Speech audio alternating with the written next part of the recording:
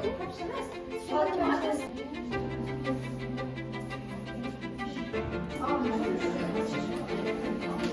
mashg'ulotimizning oxirgi mavzusi Abdulla Qodiriy baxtsiz kuyov piyesasi xususida bo'ladi. Shu bilan bir qatorda hajviy asarlari haqida gaplashib qolamiz va birinchi roman o'tgan kunlarning yaratilish tarixi haqida bo'ladi va ro'zg'orni she'rlarni taqdim qilish bugungi amaliy mashg'ulotimizning asosiy mavzularidan hisoblanadi. Shunda sizlar oldingi darslarda ham guvoh bo'lmansizlar. Bu asar maydonga kelishi haqida Abdulla Qodiriyning o'zini istaklaridan ham xotiralaridan ham eslatadi. Bu asar Behbudiyni qadalish piyesasini asarining tasdiqini yozib bo'lganligini eslatadi. Haqiqatda o'xshash jihatlari bor. O'sha asarga o'xshab ketadi. Lekin bu yerda masalan qadalishda mashhurroq fojiasi tasvirlangan bo'lsa, bu yerda esa baxtsiz kuyovda ikkita yosh yigitlarimizni oilaga ikkita yosh yigitlarning fojiasiga sabab bo'luvchi omillar aniqlangan. Birinchi bu ikkala yoshni oilaga qoldilar, lekin oilasi ota-onasini qilgan orzu-havaslari va hashamatni orzusidan kecholmay farzandlariga sovut qo'yadi qisqasi. Oilasini o'ylamasdan, kelajagini o'ylamasdan ota-onasini orzusini qurbonini aylanadilar va bu oxirini fojia bilan tugaydi. Faoliyatini boshlanishi shunday xotirlaydi. Shu miyanalardan bozor vositasi bilan tatarlardan chiqadirg'on gazetalarni o'qib, dunyoda gazeta degan gap borligiga iymon keltirdimda. 1913-yilda o'zbekcha Sadoyi Turkiston gazetasining 1914-yil 1-aprel sanasida Abdulla Qodiriy imzosi qoldirishi hattoki hayotiga zomin bo'lishi ham mumkin. Jadidchilik harakatining yirik namoyandasi bo'lgan Abdulla Qodiriy o'zining Baxtsiz kuyov nomli dramasida aynan shu kabi muammolarni ko'targan. Muallif qoloq oriflardan biri hashamatli to'y ortiqcha xarajatlar va ularning ko'ngilsiz oqibatlarini yoritib bergan. Hozircha yechimini topilgandir.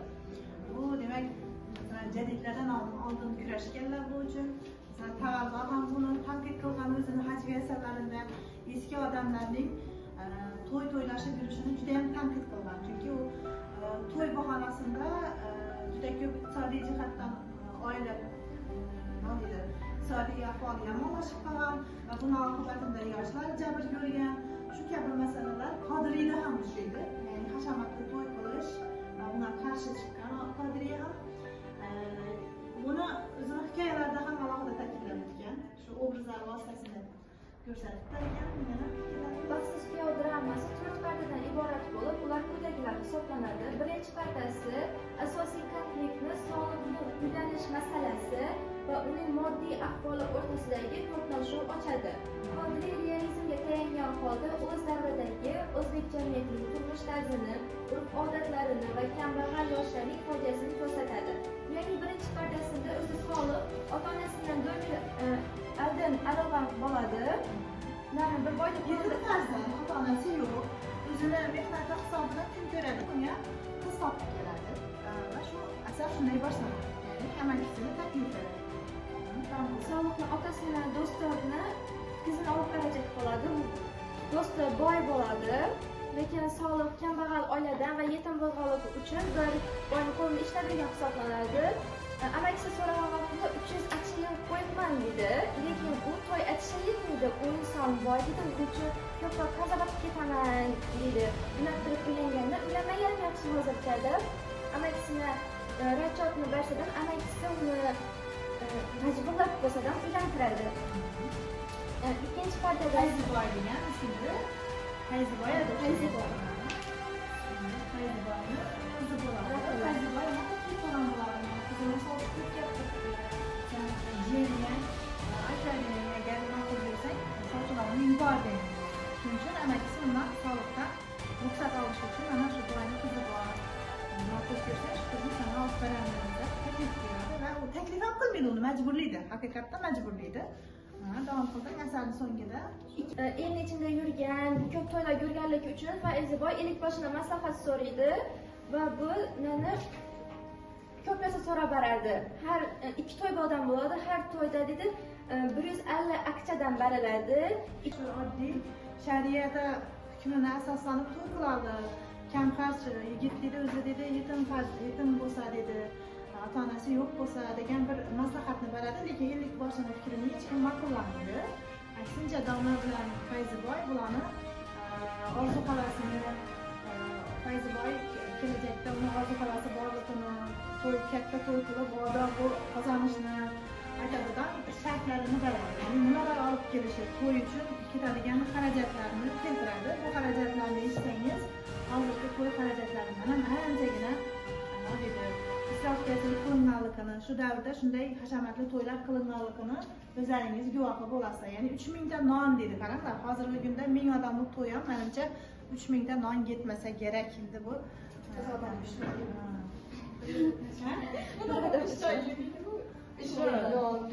3000 ta non deb berib qo'yibdi. Natijasini ko'rsatadi. Ertaga ular masalan muvaffaqiyatga erishishi mumkin. Shu kabi karim oyatlarda keltirilgan hukmlarga amal qilmaysizlar. Boshqa millatdan mansub kishilar aynan shu hukmlar asosida mamlakatni rivojlantirib turibdi. Sizlar aynan shu amal qilsangiz mamlakatingiz yanada rivojlanadi. Masalan, hozir misolida tushuntiradi. Beda ham e'tibor qaratgan bo'lsangiz, bahsga ham agar 50 bosh aytadi-ku, shariat hukmi bo'yicha to'y qiladi dedi. Shariatda bunday hashamatli to'y qilish buyurilmaydi. Masalan, uyg'onsa xalq, qachonki uyg'onsa millat taraqqiy qiladi. Shundagina millatimiz rivojlanadi. Bo'lmasa, aynan shu to'ylashib, hashamatli narsalar izidan quvib yuraveradi degan bir asosiy g'oya yapti. Bu asar xususida juda ham ko'p tanqidlar bor.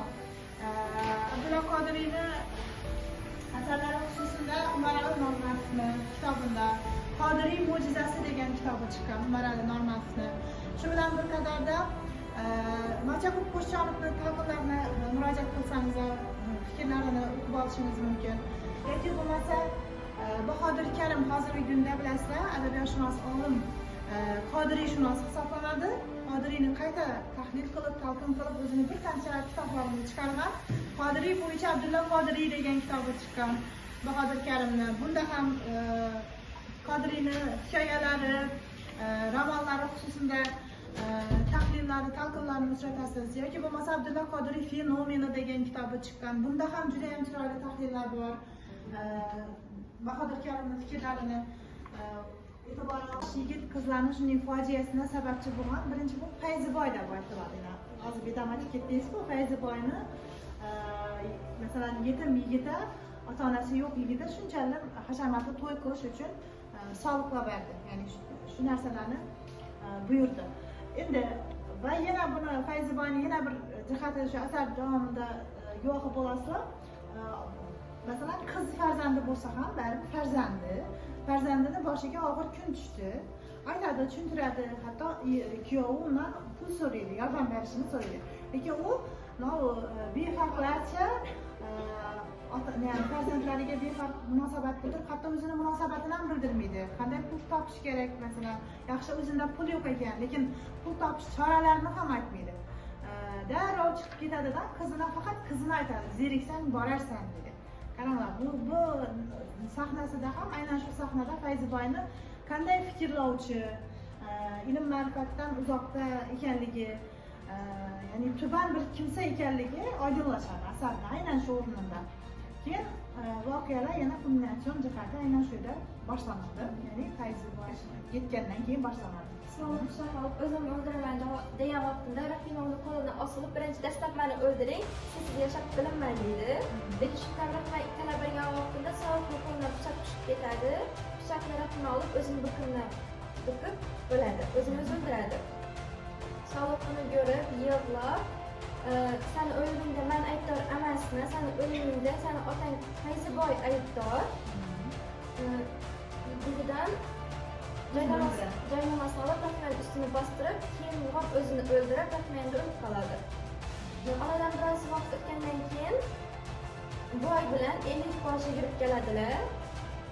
Bularni o'likni ko'rib, nobog'im tushmay qoldilar. Bularni o'zini ovozini Fayziboy, keyin Soliqni amakisi ham keladi, yig'laydilar.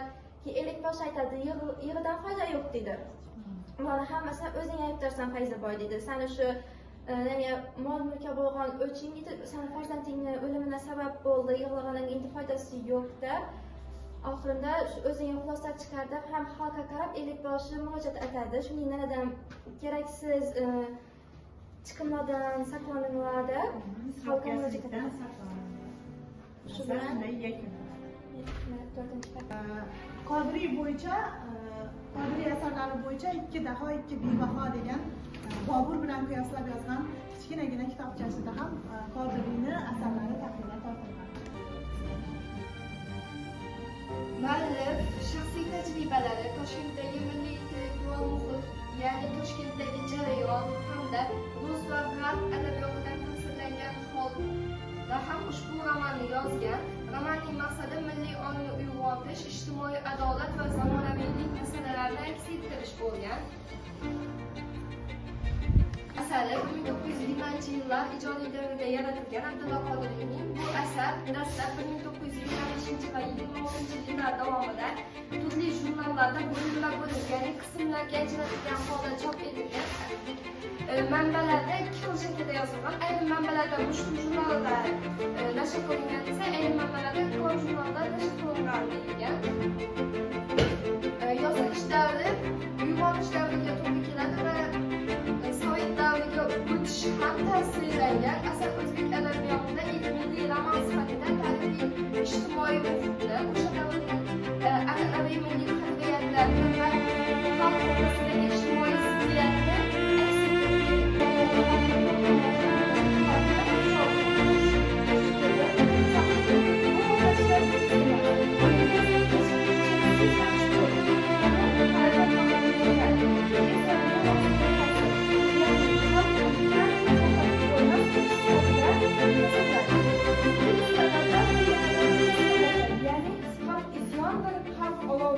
bu yerda xalq nafaqat kuch, balki o'zgarish olib keluvchi, hatto vayron qiluvchi yuksak bir qudratga ega ekanligini ko'rishimiz mumkin. Ya'ni olov va isyon eski tartibni buzib, yangisini yaratadigan ramzlar sifatida ko'rsatilgan.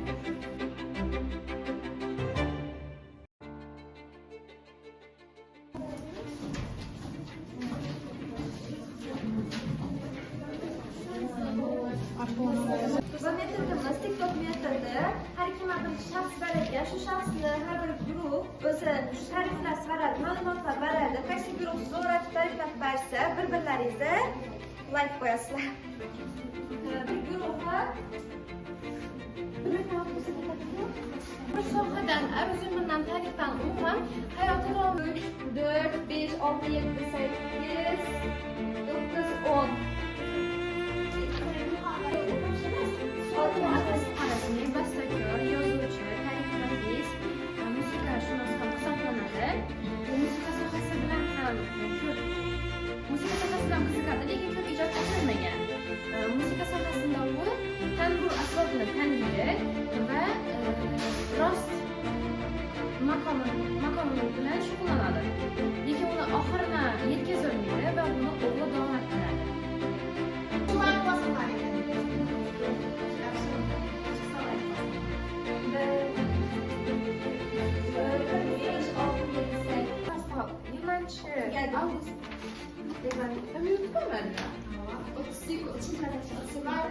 Like basamız hakkında ya. 1, 2, 3, 4, 5, 6, 7, 8, 9, 10, 12. Abdullah Qodiriyning taxallusi Qodirov Jo'qimbar hisoblangan. Bu birinchi bo'lib Sadoy Turkiston gazetasining 1914-yil 1-aprel sonida Abdullah Qodirov imzosi bilan yangi masjid va maktab sarlavhali xabari bosiladi. Uning 4-chi guruhi ham 10 balli va birinchi guruh 12 ball bilan g'olib bo'ldi.